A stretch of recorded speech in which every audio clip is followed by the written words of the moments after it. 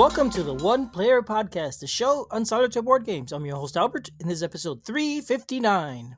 Can someone please, who knows mathematics, explain to me what Aleph Null actually is? Hi, Julius. Hi, Albert. How are you doing today? Doing great. That joke went over my head, though. I don't think it's a joke. It's just math. Oh, okay. Well, see, I did not know that because I did not know that. So today's game is, as I liked to call it until I was corrected recently, Aleph Null, but it's actually apparently not Aleph. It's not Aleph, it's Aleph. Aleph Null. Aleph Null. I had no idea. I've never heard that word before. I never actually saw the word before this game came out. I didn't know what it was. So I'm sort of just jumping in. This is a game about summoning a demon, Baphomet, and so I figured Aleph must be some sort of like fallen angel or something. I don't know. No, I didn't Aleph research Null is a mathematical term. It's a mathematical term having to do with some sort of numbers of infinite sets that are being well ordered. And frankly, I don't have clarity about when and what and how Aleph Null works. But null is 0, and Aleph is the first letter in the Hebrew alphabet, the Aleph Bays. So it is Aleph Null, similar to how we call some things like pi and gamma, and they're Greek letters. Mhm. So this is just a Hebrew letter. Why it got picked to be a Hebrew letter, I have no idea. But Man, my guess is the mathematician that picked it. And I have no idea how Aleph Null got picked to represent summoning demons. But I'm very curious to see at this point. Okay. Yeah, well, and I mean, maybe because you're trying to get to know. So Aleph Null is a game about summoning a demon Baphomet. You are casting a ritual from a book by playing your cards. This is basically it's a hand management card reduction game where you're trying to get down to no cards. That's the goal of the game, effectively. Does that help? Does that clear things up at all? No. Does it clear things up as to why we're calling it Aleph Null? No. Okay. Well, okay, so let's talk a little more about the game then. Let's just jump into I'll tell you this. It is designed by Tony Boydell. Really nice person. He designed what's his game called? He designed Snowdonia and a few other games that are soloable. Quite a few. And he's also done expansions for different games. I think he recently did an expansion for Newsfjord, maybe, or some other game, and it slips my mind which. Anyway, his game, art by Alex Leigh, music by Nicholas O'Neill. This is a small little game.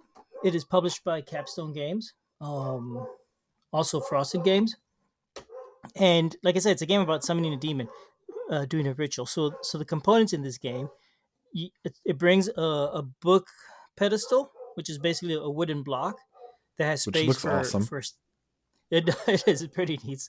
It's There were so totally many things I'm unnecessary. like, that is so perfect for like so many games. Yeah, it is really it's really neat. And as you're playing, there is a deck of cards that represent the book, and they look like a book. So you start with them on the right side, and as you open the book, you flip the card over the left, and the two cards will not have the 2-page spread. And as you're playing the game, each round, you flip to the next page.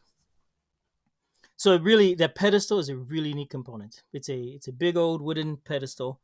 And when I say big, I should mention these are not normal size cards. These are bigger than average. They're not like tarot deck size, but they're definitely bigger than regular playing cards.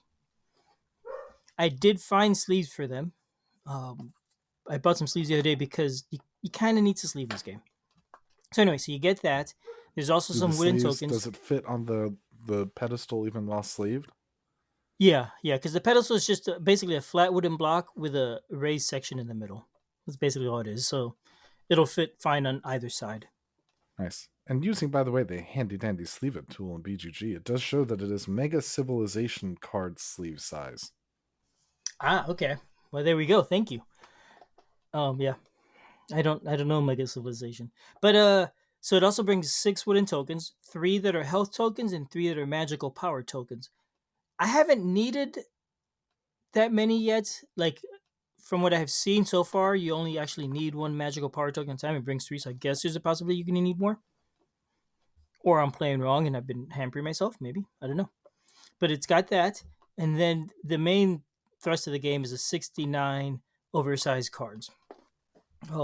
28 of them represent are your main deck. These are the cards that you're going to start with.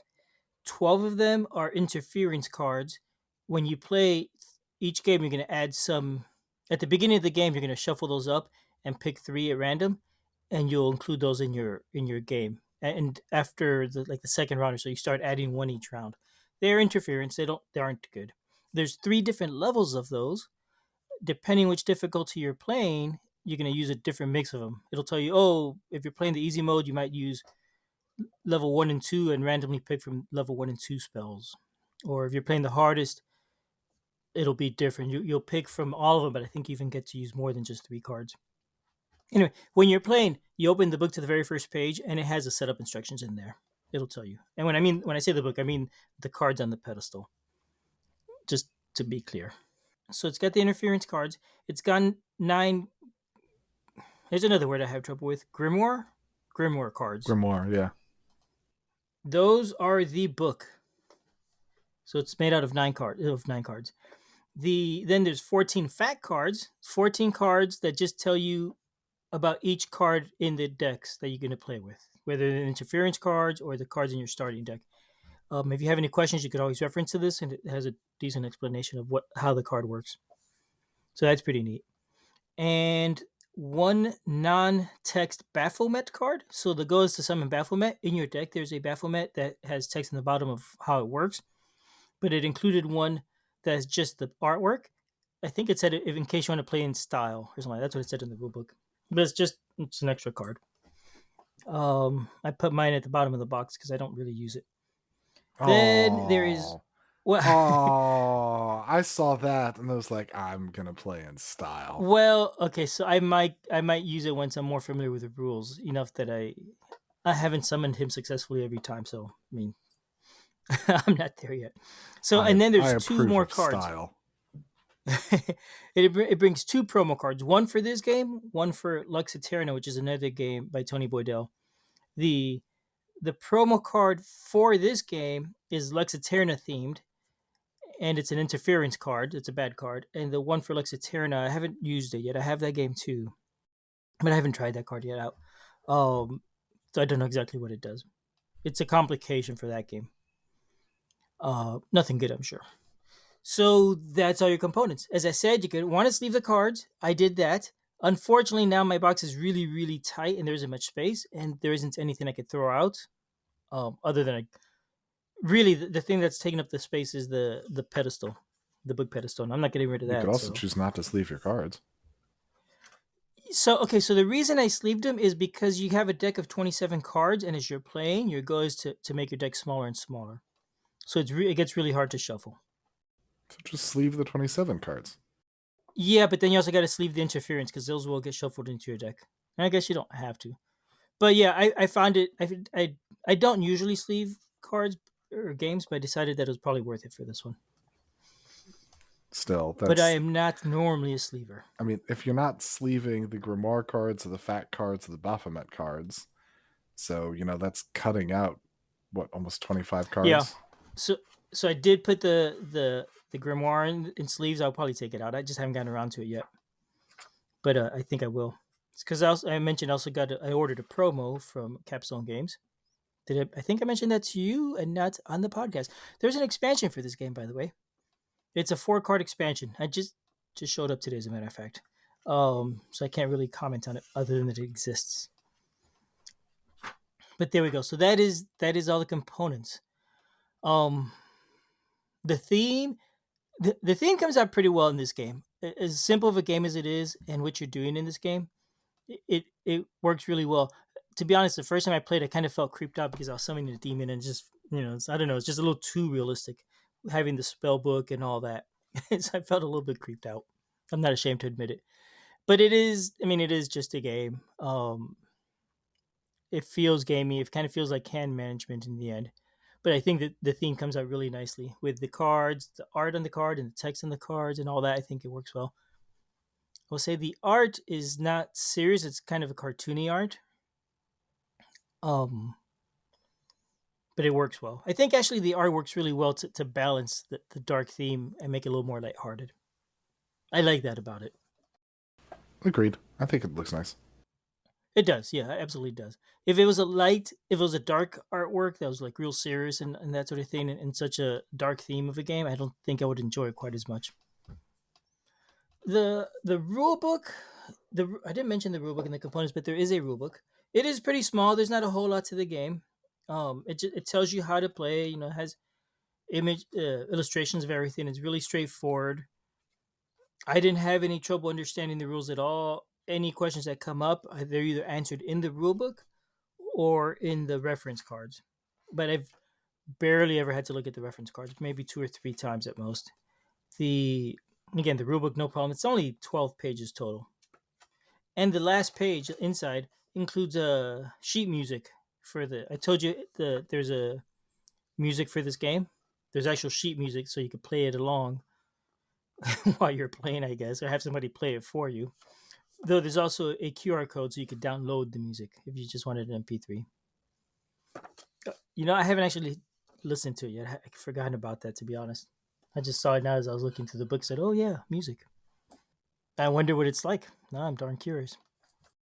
So there we go. There's That's only one way to find out. yeah, yeah. I should listen to it. Maybe I'll include a snippet in the podcast if I am so inclined to do that kind of editing. Anyway, the any questions, Julie, so far about any of this stuff? No. I want to hear more about the gameplay. Okay, so the gameplay it's pretty simple. Your goal is to summon Baphomet, and to do that, you need to get rid of your cards. Um, the reason being that when you summon him at the end of the game, you're going to lose 3 points for every card you have in play, or you're going to lose 8 points for every card you have in play. Each point will be a health. You have 3 health. So if you have to discard 3 cards at the end of the game or more, you've lost. You could also lose by just not getting to summon him.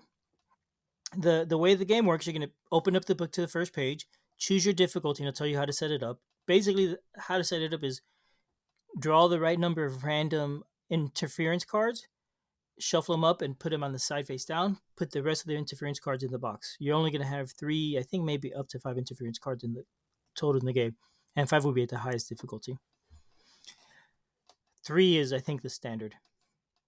You're going to do that. You're going to shuffle your deck, and then you're ready for the first round. You flip the page of the book to the second page, which is now round 1. It has a little bit of neat flavor text in there and everything. And again, I think I mentioned it looks like a book. So when you're flipping it, it really does feel like you're flipping pages through a book. It's so neat. Anyway, the way the round works is you're going to draw 5 cards, play what you can or what you want to, discard the rest, and then draw 5 again, and keep doing this until you've gone through the whole deck. At the end, if there's less than 5 cards, just draw what's available, take your actions like normal, and discard it, and then the round ends. At that point, you would flip the book to the next page and do round 2. But before we talk about changing rounds, let's talk about what you're doing in the round. You're basically playing cards. Each card, most cards really, have a power cost to cast it. It's how much magic points you need to be able to do that. Some of the basic things like a candle doesn't cost anything, or getting a Tanist. I'm not sure what a Tanist is. I guess it's some sort of like occult helper or something, because that's what it looks like. They're all the cards at Tanist are either people or in one case at least an animal. Or people like things, I should say, maybe. So those cards tend to be free, the basic ones. When you play them, you just play them onto the table, and you now have them in front of you until you use a card. And if the round ends and you have cards in front of you, they're going to stay there for the next round. So you don't lose them until you've used them. At that point, then you would discard them or potentially sacrifice them. The most basic cards, like I said, are free to cast. Those tend to give you magic points to cast the other cards. The other cards cost more. Some you could pretty much do right away if you have the magic points. Some you're going to just have to wait. To gain magic points, you're going to do that by using the cards you have already played. You could either discard a card or sacrifice it. And depending on the type of card, a candle, for example, will give you 1 magic point if you discard it. It doesn't have a sacrifice option. There's other cards that will, for example, I think it's a salamander. It costs you 2 to play that card. So you have to discard 2 candles, for example, and you can now play the salamander. The salamander will give you 2 magic points, or if you sacrifice it, will give you 3. So it's better. You're better off sacrificing it, but if you do, now it's gone and you just don't have it anymore. So there you go. That's sort of the game. It's playing the cards and managing that. Some cards give you special powers and abilities. Some will give you a bonus if you sacrifice them or if you sacrifice another card. Some will let you pull a card from your deck or from the discard pile. Different things. What you're really trying to do though is you're trying to summon that demon, and to do that you need 3 key components, and the cards say key on them. But to get these cards out, one of them is a wand of power, one is a grand circle, and one is a book of pacts. The book costs 3 to cast it, and once you've cast it, it's in front of you. But you also can scrap it and gain something from it. You could draw a card and a magical power point, but then you'll have to recast it again later. So you kind of probably may not want to spend it. The second is the wand of power. Getting it out requires you to sacrifice 3 Tanists. Um, Again, it also has an ability you could use if you want to. And then the third item, the Grand Circle, it can only be brought out if you sacrifice the Lodestone. To get the Lodestone, you have to cast that. I think that costs 4 mana to cast. Not mana, I'm sorry. This is not magic. Not that magic. It costs 4 magical power points to cast it, and then sacrificing it will give you like 6 or something like that to get the key out. So your goal is to get these 3 cards out and then play Baphomet. And to win, that's what you need to do to win the game. But it's a little more complicated than that. You also, I mentioned when you do that, you have to sacrifice all the cards you have in play, and if you've taken too much damage, you've lost. You also have to do it by the end of the 5th round, or maybe it's the 6th round. So if you haven't done it by the time you reach the end of the book, you've also lost the game. Though those last 3 cards also, they tend to be a little complicated. Like the circle, once you've played it, anytime you're going to sacrifice or discard a card or scrap it from the play, then it gets sacrificed automatically. So once you've played that circle, the game is now definitely in the end state, and all you could do at this point is summon Baphomet. So there's some tricky timing that you got to work out in that. Um, that's basically how the turn goes. I mentioned there's interference cards. You actually start with 1 in your deck. Whenever you finish a round, I think it's starting with round number 2. When you go from round 2 to round 3, then round 3 to round 4, and then round 4 to round 5. In each of those cases, you'll take one of those 3 cards that you set aside at the beginning of the game and put them into your deck, shuffle them in. Whenever you're playing, when you draw an interference card, you have to play that before you can do anything else. Mostly they're all free. The one that you start with costs 1 point to cast, and if you can't afford to cast it, you basically just have to discard it in the rest of your hand and draw 5 new cards and start the next turn. These are all tend to be cards that are bad, that when you draw them, you're going to wish you didn't have them because they're just going to give you a grief. But you have to draw them, you're going to play them, and you're going to have to figure out how to deal with the grief. And because you're drawing random ones, each game's going to end up being a little bit different. So that's the interference cards. The turn ends. So generally, when the turn ends, all you do is shuffle your discard to make a new deck. And in a few of the rounds, you're gonna take one of the little wooden magical power tokens and put it on the book. That's a free magical power point you now have available to spend, along with all the ones you gave from your card. And you're also gonna, if you need to, add an interference card into your deck when you shuffle it. Once you've done all these things, you flip over the page, and you play the next round, drawing cards again. So the game basically just repeats. As you're playing, you're trying to slowly build up power to cast the big spells that you need to summon the demon. You're also working on sacrificing your cards and timing that correctly so that when you finish the game, you're not stuck with a lot of cards, or you're just going to lose. That's basically the game. It's 6 rounds long, 6 pages of the book. I find this game kind of hard. The trick is figuring out the timing of when to sacrifice stuff versus just discarding it, when to use stuff most effectively. It's really about hand management and playing cards in the right order and right time, sort of thing. It's tricky because A lot of the cards you're better off sacrificing it to get the points, but you don't always want to do that right away. You want because you want to be able to use it more than once potentially, and it sometimes feels weird because you sacrifice two candles, or not sacrifice, discard two candles, so you could cast another card that just gave you 2 points only. It feels wasteful, but you kind of need these bigger cards to have them out and save them until you're ready to use them, because the next round those candles are going to come back anyway. So eventually you could cast the big spells with a couple different cards. That is that is it. That's basically the game. I don't find it a complicated game to play. I find the strategy hard to fathom, and the idea of when do I get rid of a card and when do I keep it longer, and that I find that a little tricky. But it's definitely interesting. It is it is very tactical because yeah, I think there's some strategies of obvious things you want to do about getting things out in certain order, not getting the circle out too soon and whatnot. But there's also a lot of tactical play in that you really have to react with what you draw. And like I may really want to play a certain card, but if I can't afford it when it comes out, I just got to wait longer and longer and keep building up points. So it becomes very tactical, and it also plays relatively quick. I think a game probably lasts maybe half an hour. It's a pretty quick game. So there we go. That was a lot of non-stop talking, Julius, and that was Aleph Null. So how long does it take you to finish the game? Yeah, it's like half an hour, maybe. Oh, I haven't really timed it. It's pretty quick. It's only 27 cards in your hand, and you're playing 6 rounds. and how often do you lose? More often than you win, at least for me. And I've been playing at the easy difficulty. I feel like maybe I'm ready to switch to medium now, but I've definitely found it's easy enough to lose. And most of the time, I think at least I haven't played too many times yet, but the first time I think I wasn't able to summon the demon. Maybe the first few times. Other times I've summoned him, but just took too much damage when I did it.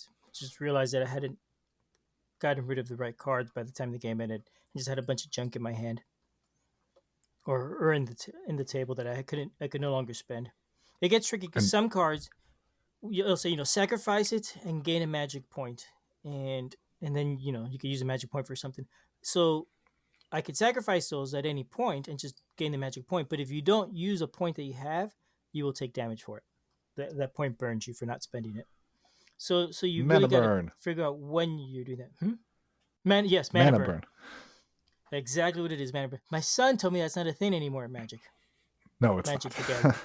I It's didn't not know been for that. many, many years, decades. Yeah, well, I'm so old school. I stopped playing in the '90s, so yeah. And What do I know? you get 5 cards on turn, so you have a lot of decisions about which cards to play and how to use them and how to play through. Correct?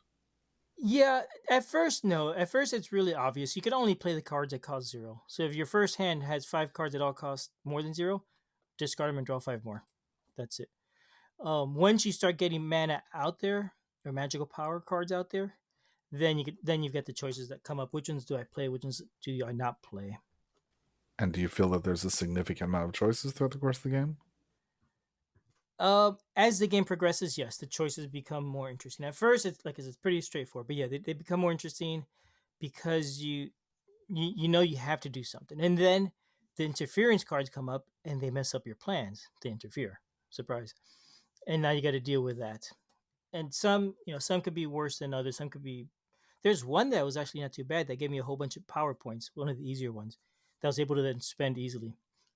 Actually, and I still lost that game because having all those power points kept me from playing other cards later to sacrifice them for power points. So yeah, it's tricky. You gotta figure out how to deal with these complications that come up. Yeah, I've enjoyed this game absolutely. Every time I thought it's interesting.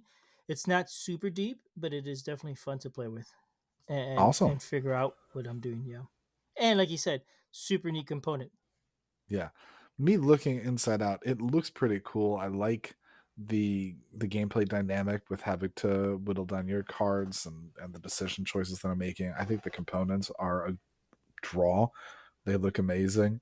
Hmm. The Yep. cards to me are a mix about whether or not the art is great, but I think the mechanics are really good. Maybe it's not my favorite theme, but I think the mechanics and it certainly looks very interesting to me. And it's pretty inexpensive. I think it retails for 30, and yeah, and I think If you get it from Capstone, I think they have it for 20 right now. But then you'd also pay for shipping. So yeah, it's a pretty neat game. Well, very cool, Albert. Yeah, I'd say more, but I'm drawing a blank. I was going to say, hopefully the clock won't crow before our time runs out on this podcast. Have a good evening, everyone. All right, bye bye.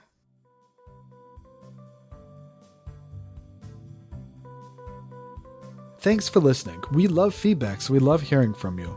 You can reach me at julius@oneplayerpodcast.com or JLBird on BGG, and Albert can be reached at albert@oneplayerpodcast.com or Fractalune on BGG. Our website is oneplayerpodcast.com with the number 1, and we're also on Twitter at oneplayerpodcast. The intro music is copyright Angus, can be found at jamendo.com. The transition music is copyright by Dan Elduce Pancaldi, whose page is at donpancaldi.com. The One Player Podcast is protected under a Creative Commons share-alike license. Thanks for listening.